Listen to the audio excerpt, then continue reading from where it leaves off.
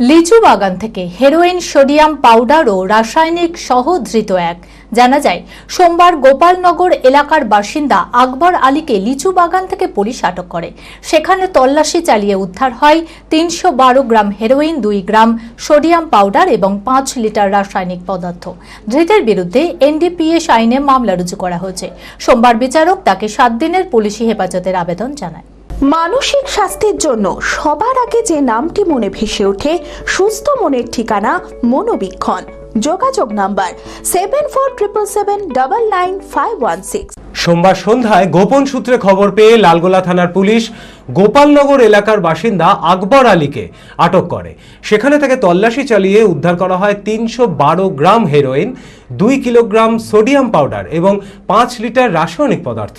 জানা যায়, উদ্ধার হওয়া সামগ্রীগুলোর বাজার মূল্য প্রায় লক্ষাধিক টাকা হতে পারে।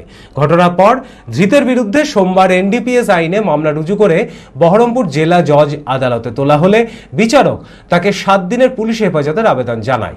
তবে এই ঘটনায় পুলিশের প্রাথমিক অনুমান, মাদক তৈরির কাজে ব্যবহৃত বিভিন্ন রাসায়নিক ও নিষিদ্ধ মাদক পাচারের সাথে অভিযুক্তদের যোগ থাকতে পারে। এই ঘটনার পুরো তদন্ত শুরু করেছে পুলিশ। আমি আমার ফেভারিট, আমার মতো আর কেউ। চঞ্চলতা তার কথায় কথায় জীবনে মিশে রঙ ভরায়, চুপি সারে মনে সে সাদে সবাইকে পাগল করে, পাগল করে। আমারই মতো আমার নিচের পতাকা। पता का चा गजब का शाद।